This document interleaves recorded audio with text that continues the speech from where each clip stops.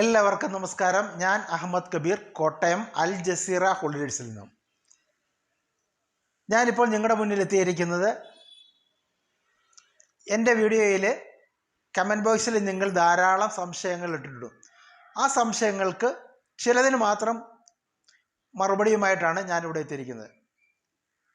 Video മുഴുവനായും കാണാൻ ശ്രമിക്കുക, സ്കിപ്പ് ചെയ്ത് പോകരുത്. പിന്നീട് വീണ്ടും സംശയങ്ങളുമായിട്ട് വാട്സപ്പിലും മൊബൈലിലും വിളിച്ച് ശല്യപ്പെടുത്തരുത്. അതുകൊണ്ടാണ് വീഡിയോ മുഴുവനായി കാണണമെന്ന് പറയുന്നത്. വീഡിയോ നിങ്ങൾക്ക് ഇഷ്ടമായെങ്കിൽ സബ്സ്ക്രൈബ് ചെയ്യാനും ഷെയർ ചെയ്യാനും ലൈക്ക് ചെയ്യാനും മറക്കരുത്.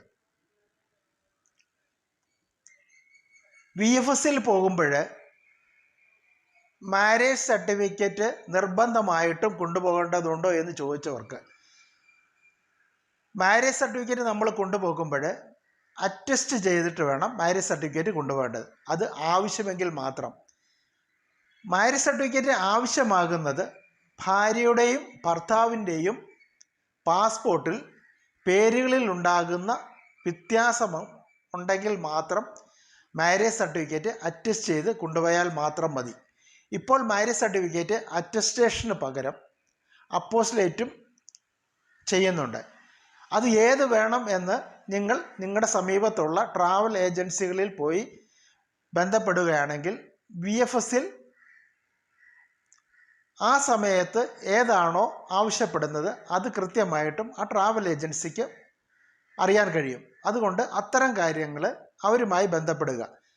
മാരേജ് സർട്ടിഫിക്കറ്റ് നിർബന്ധം ഉണ്ടെങ്കിൽ മാത്രം, മാരേജ് സർട്ടിഫിക്കറ്റ് നിർബന്ധമാകുന്നത് ഭാര്യയുടെയും ഭർത്താവിൻ്റെയും പേരിൽ വ്യത്യാസം വന്നാൽ മാത്രം.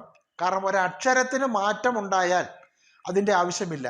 കാരണം ഉച്ചാരണം ക്ലിയറും ഒരേ അക്ഷരം, ഒരു സ്പെല്ലിങ് അങ്ങോട്ടോ ഇങ്ങോട്ടോ മാറിക്കിടന്നു എന്ന് പറഞ്ഞ് മാരേജ് സർട്ടിഫിക്കറ്റ് അറ്റസ്റ്റ് ചെയ്യാനോ അതല്ലെങ്കിൽ മറ്റേതെങ്കിലും തരത്തിലുള്ള ടെൻഷനോ പേപ്പറുകളോ ഒന്നും ഇതിന് ആവശ്യം വരുന്നില്ല. രണ്ടാമത്, കുട്ടികളുടെ ബർത്ത് സർട്ടിഫിക്കറ്റ് അറ്റസ്റ്റ് ചെയ്ത് വേണമോ VFSൽ പോകുമ്പോൾ കൊണ്ടുപോകേണ്ടത് എന്നുള്ളതിന്, കുട്ടികളുടെ ബർത്ത് സർട്ടിഫിക്കറ്റ് അറ്റസ്റ്റ് ചെയ്യേണ്ട ആവശ്യവും ബർത്ത് സർട്ടിഫിക്കറ്റ് കൊണ്ടുപോകേണ്ട ആവശ്യവും VFSൽ ഉണ്ടാകുന്നില്ല. കാരണം പാസ്പോർട്ട് എടുക്കുമ്പോൾ കുട്ടികളുടെ ബർത്ത് സർട്ടിഫിക്കറ്റ് വെച്ചാണ് നമ്മൾ പാസ്പോർട്ട് എടുക്കുന്നത്. അതുകൊണ്ട് ബർത്ത് സർട്ടിഫിക്കറ്റിലെ മുഴുവൻ ഡീറ്റെയിൽസും പാസ്പോർട്ടിൽ അടങ്ങിയിട്ടുണ്ട്. പിന്നീട് നമ്മൾ VFSൽ പോകുമ്പോൾ നമുക്ക് ഏറ്റവും അത്യന്താപേക്ഷിതമായ കൊണ്ടുപോകേണ്ടത് എന്ന് പറയുന്നത്, നമുക്ക് നമ്മുടെ സ്പോൺസർ ആരാണോ അവർ നമുക്ക് അയച്ചു തന്നിരിക്കുന്ന വിസയുടെ കോപ്പി അത് നമ്മുടെ കയ്യിൽ നിർബന്ധമായിട്ടും ഉണ്ടായിരിക്കണം. പിന്നെ ഒറിജിനൽ പാസ്പോർട്ട്, ആരൊക്കെയാണോ പോകുന്നത് അവരുടെ ഒറിജിനൽ പാസ്പോർട്ട്, നമ്മുടെ സ്പോൺസർ ആരാണോ അവിടെയുള്ളത്, സൗദി അറേബ്യയിലുള്ളത്, അവരുടെ പാസ്പോർട്ടിൻ്റെ കോപ്പിയും ഇക്കാമ കോപ്പിയും, പിന്നെ നമ്മുടെ ഫോട്ടോ വൈറ്റ് ബാക്ക്ഗ്രൗണ്ട് ആയിരിക്കണം. അത് പാസ്പോർട്ട് സൈസ് ഫോട്ടോ ആയിരിക്കണം. ഒന്നുകൂടെ ഞാൻ പറയാം, ആരാണോ പോകുന്നത് അവരുടെ ഒറിജിനൽ പാസ്പോർട്ട്, നമ്മുടെ സ്പോൺസർ ആരാണോ അവരുടെ ഇക്കാമ കോപ്പിയും പാസ്പോർട്ടിൻ്റെ കോപ്പിയും, നമ്മുടെ ഫോട്ടോസ് അത് വൈറ്റ് ബാക്ക്ഗ്രൗണ്ടുള്ള പാസ്പോർട്ട് സൈസ് ഫോട്ടോ, ക്യാഷ്, ഇത്രയും കാര്യങ്ങളാണ് നമുക്ക് നിർബന്ധമായി കൊണ്ടുപോകേണ്ടത്. വിസയുടെ കോപ്പി ഒറിജിനൽ ഉണ്ടായിരിക്കണം. നമ്മൾ തഷീറിൽ നിന്നെടുക്കുന്ന അപ്പോയിൻമെൻറ്റ് ലെറ്ററും നമ്മുടെ കൈവശം ഉണ്ടായിരിക്കണം. പിന്നെ നമുക്ക് ഏതെങ്കിലും തരത്തിലുള്ള തെറ്റുകുറ്റങ്ങളുണ്ട് എന്ന് ഉണ്ടെങ്കിൽ അത് തെളിയിക്കപ്പെടേണ്ട രേഖകളും കൂടെ കയ്യിൽ കരുതുക. അത് നമ്മൾ തഷീറിൽ നിന്നും നമ്മൾ അപ്പോയിൻമെൻറ്റ് എടുക്കുന്ന ഏതെങ്കിലും ട്രാവൽ ഏജൻസി മുഖേന ആണെങ്കിൽ അവർ പറയും ഇന്ന ഇന്ന തെറ്റുകളുണ്ട് എന്ന്. സാധാരണ തെറ്റുകളൊന്നും വരാറില്ല. കാരണം ഈ വീഡിയോ കണ്ടിട്ട് പോകുന്നവർക്കൊക്കെ ആണെങ്കിൽ എന്തെല്ലാം പേപ്പറുകളാണ്, എങ്ങനെയൊക്കെയാണ് ഇത് ചെയ്യേണ്ടതെന്ന് കൃത്യമായി മനസ്സിലാക്കുന്നത് കൊണ്ട് അവർക്ക് ഇതിൻ്റെ ആവശ്യമൊന്നും വരാറില്ല.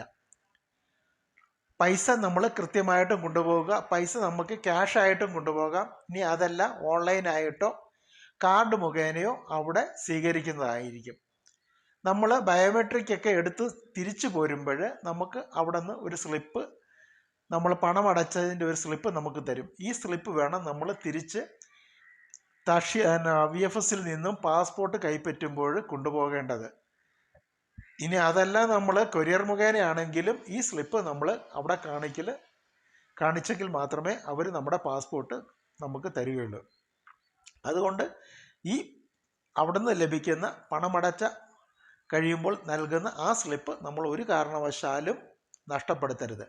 രണ്ടാമത് നമ്മൾ അവിടുന്ന് നമുക്ക് VFS നിന്ന് നമുക്ക് കിട്ടുന്ന ഇൻഷുറൻസിൻ്റെ ഒരു പേപ്പറുണ്ട്. അത് നമ്മൾ യാതൊരു കാരണവശാലും കളയരുത്. അത് നമ്മുടെ യാത്രയിൽ നമുക്ക് ഉപകാരപ്രദമാണ്. കാരണം നമ്മൾ സൗദി അറേബ്യയിൽ ചെന്നതിന് ശേഷം നമുക്ക് ഏതെങ്കിലും ശാരീരിക ബുദ്ധിമുട്ടോ മറ്റെന്തെങ്കിലും ഉണ്ടാവുകയാണെങ്കിൽ നമുക്ക് ഈ ഇൻഷുറൻസ് വെച്ച് നമുക്ക് അവിടെ ഏതെങ്കിലും ശാരീരിക ബുദ്ധിമുട്ടുകൾക്ക് ഹോസ്പിറ്റൽ സംബന്ധമായ ക്ലെയിമിനൊക്കെ അർഹതയുണ്ട്. അതുകൊണ്ട് ഇൻഷുറൻസ് പേപ്പർ നമ്മൾ യാതൊരു കാരണവശാലും കളയരുത്. രണ്ടാമത് യാത്രയ്ക്ക് പുറപ്പെടുന്ന സമയത്ത് തീർച്ചയായിട്ടും നമ്മൾ റിട്ടേൺ ടിക്കറ്റ് എടുത്തിരിക്കണം. കാരണം ഇത് വിസിറ്റിംഗ് വിസയാണ്. വിസിറ്റിംഗ് വിസയ്ക്ക് റിട്ടേൺ ടിക്കറ്റ് നിർബന്ധമായതുകൊണ്ട് നമ്മൾ തീർച്ചയായിട്ടും റിട്ടേൺ ടിക്കറ്റോട് കൂടി വേണം എയർപോർട്ടിൽ യാത്രയ്ക്ക് ഒരുങ്ങേണ്ടത്. ഇത്രയും കാര്യങ്ങളാണ് നമ്മൾ നിർബന്ധമായിട്ടും കൊണ്ടുപോകേണ്ടതും മനസ്സിലാക്കേണ്ടതും. നിങ്ങൾ ഒരുപാട് സംശയങ്ങൾ ചോദിച്ചതിൽ ഉള്ളതാണ് ഇത്തരം കാര്യങ്ങൾ. ഇനിയും നിങ്ങൾക്ക് ഏതെങ്കിലും തരത്തിലുള്ള സംശയങ്ങളുണ്ടെങ്കിൽ എൻ്റെ യൂട്യൂബ് ചാനലിലൂടെയോ അതല്ലെങ്കിൽ വാട്സപ്പിലൂടെയോ ഫോണിലൂടെയോ നിങ്ങൾക്ക് എന്നോട് ചോദിക്കാവുന്നതാണ്. കൃത്യമായ മറുപടി യഥാസമയം തന്നെ ഞാൻ നിങ്ങൾക്ക് നൽകുന്നുണ്ട്. നിങ്ങൾക്ക് എൻ്റെ വീഡിയോ ഇഷ്ടമായെങ്കിൽ നിങ്ങൾ ലൈക്ക് ചെയ്യാനും ഷെയർ ചെയ്യാനും മറക്കരുത്. സബ്സ്ക്രൈബ് ചെയ്യുന്ന കാര്യത്തിൽ ഒരു കാരണവശാലും നിങ്ങൾ മറക്കരുത്. മറ്റാർക്കെങ്കിലും ഇത് ഉപകാരപ്രദമാണെങ്കിൽ നിങ്ങൾ അവർക്ക് ഷെയർ ചെയ്യുക.